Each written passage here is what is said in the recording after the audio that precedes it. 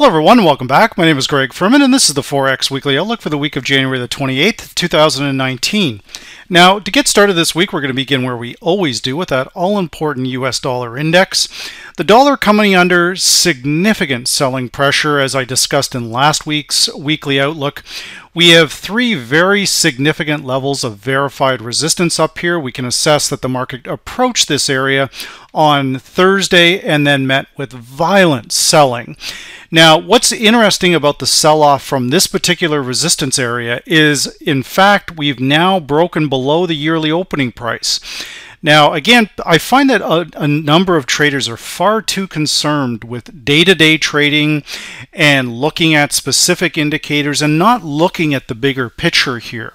When we look at the bigger picture right now, this area around 95.60 is very significant going into next week, because basically what this tells us that if you bought or sold US dollars or the dollar index on January 1, you're now down money. You have made nothing buying US dollars.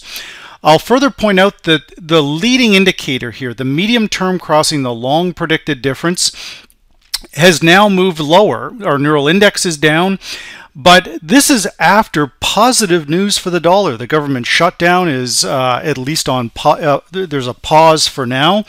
But again, when we look at this right now, our critical vantage point levels are 95.77, but that is very close to that yearly opening price. An easy way to gauge something without going into a big debate, whether it's bullish or whether it's bearish, is simply by determining whether it's above or below its yearly opening price. We are now pushed below. We have not made any real new highs in 2019. Our most recent high was back in December. January has been very lackluster, to be honest. So our high point is coming in at or about the 96.56 area. So again, we've approached that area, and for the savvy trader who knows what to look for, it can be a very easy sell. Now, the US dollar often is strong at the end of the month and into the first week of the new month. We have significant event risk next week. The non-farm payroll on Friday, I don't anticipate it to be a good number simply because of the government shutdown. So unemployment's probably going to go up a little bit. That may or may not hurt the dollar. But the one you really want to watch is the FOMC on Wednesday. This is a good week to basically stand down on most of your trading because, again, a lot of event risk, and the Fed could go either way here. They could still be dovish, but with a more of a hawkish rhetoric somewhere buried in the statement. Remember, in 2019, Howell, there will be a press conference on every FOMC announcement. I'm not personally anticipating any kind of a rate hike till June, so there's very little positives for the dollar other than basic dollar month-end dollar demand. We see this almost every month. The end of the month and the first week of the new month, the dollar strengthens, but that's not a trending move. That's just simple day-to-day trading. That's what we need to understand. Now, what we further need to understand in our trading too is how gold reacts. Gold, gold right now is running off of this January 4th bar. The high and the low of this bar has contained the market for basically the entire month. But you can see that we have significant support forming off of here. And if gold cannot get down below this 1275 mark, then the last thing we want to be doing is buying US dollars. We want to be buying euros. So as the euro came under pressure this week with gold, ultimately as this support held, it also produced a nice long trade on gold. This is direct intermarket correlations, which I've talked about many times. But to suggest that because something is moving sideways, we can't necessarily predict which direction it's going to go in would be categorically false. This is the whole process of direct intermarket analysis is that one market drives the other. So if gold broke down below this particular support, that would give us the green light essentially to start buying US dollars. But with my own direct clients in the live training room, I've suggested the exact opposite, that gold is going to recover off of this support level and move higher. There are a number of different, too many fundamentals stacking up against the US dollar, but just general depreciation over the last 10-15 years in the US dollar is indisputable. You can see it against the yen, the Swiss franc. The dollar has appreciated against the risk-off currencies like the Aussie and the New Zealand and the CAD, but not against the Swiss franc, not against the yen. The euro is holding its own. The British pound is coming back. These are the things we want to make sure we're watching, right? Now, with the with the equity markets going into next week, once again, a triple top in trading is not rocket science, guys, and to suggest that there is no such thing as a triple top is kind of silly, actually.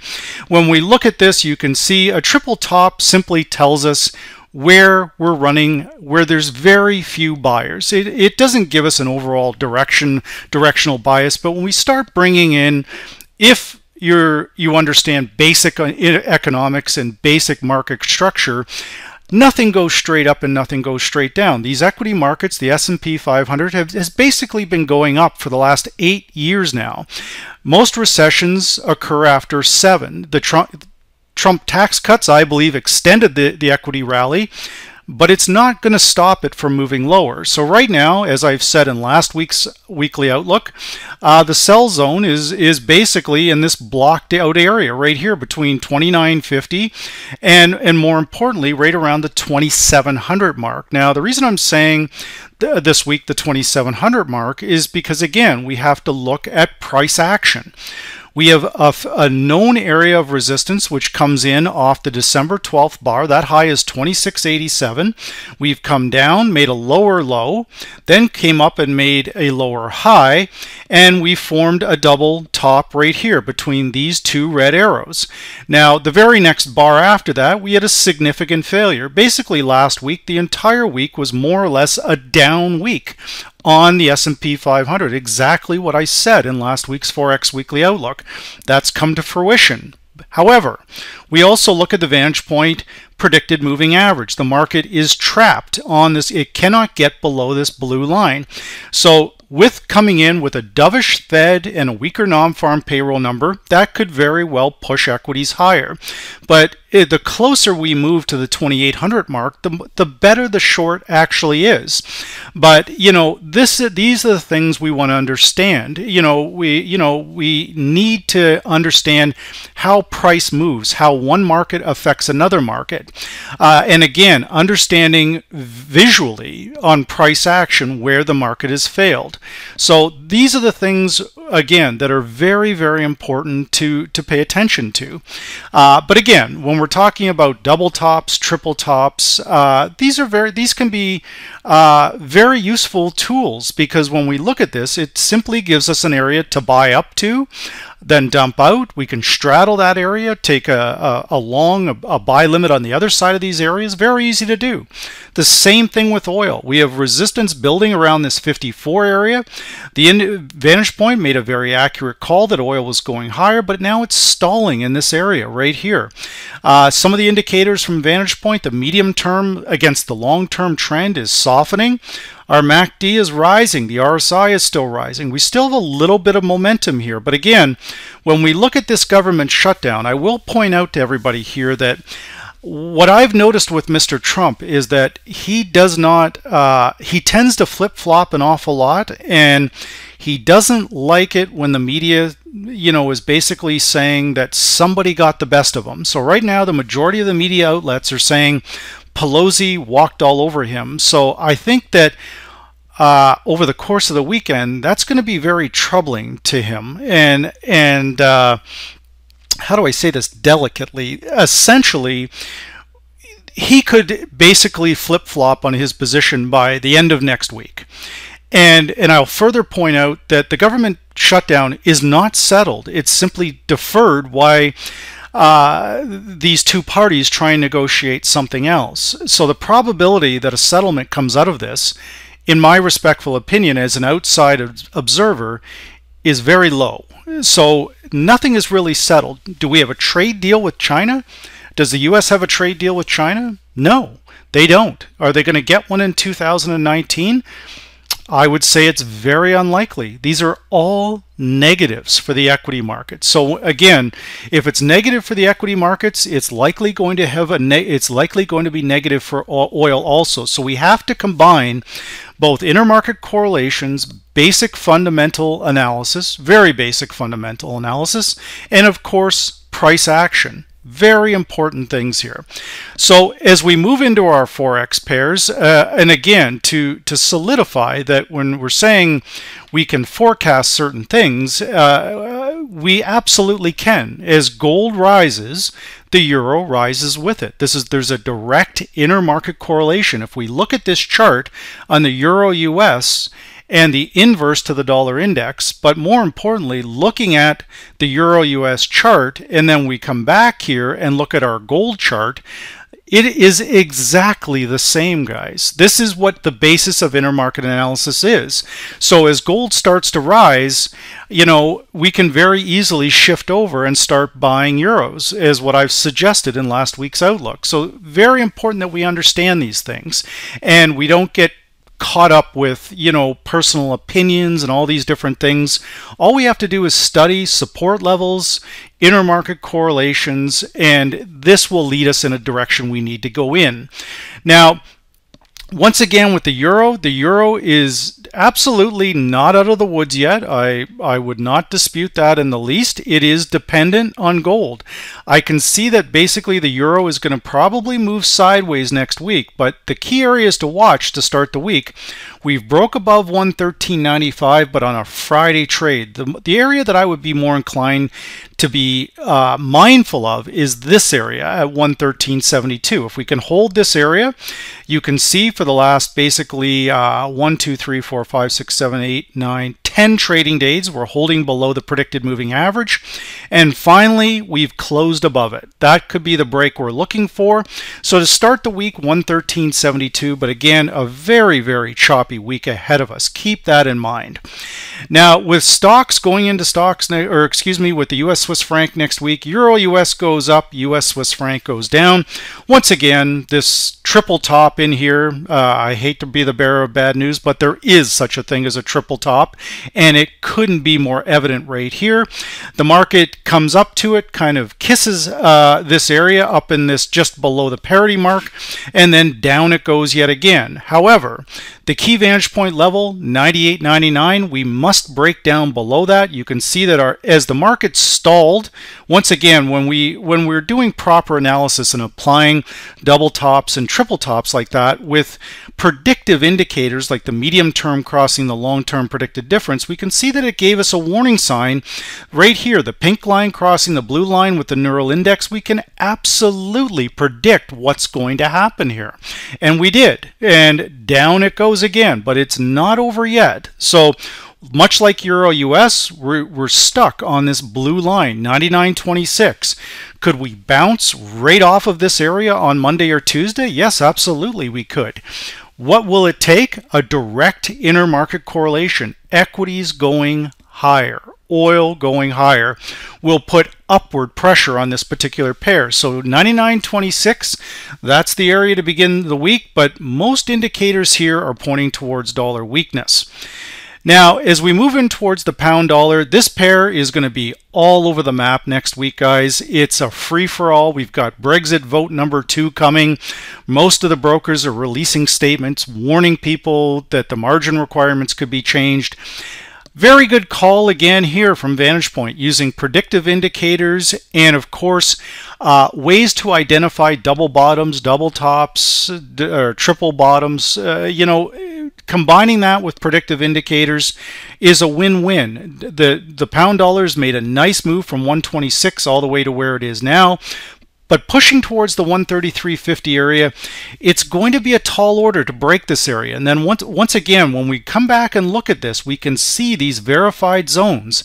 So if we can break free and clear of 133.40, 133.30, then we're looking at potentially a whole new trend on the pound dollar to the upside. If we look at it over the last 9 months, this triple top, which some people say doesn't exist, seems pretty solid to me in this 133.50 area. So once again, we want to watch this very, very closely if we can push through here. But you know, the pound, I still feel, is grossly undervalued, even at the 133 level. So we're going to be looking for a bigger play here, but be cautious with this one next week.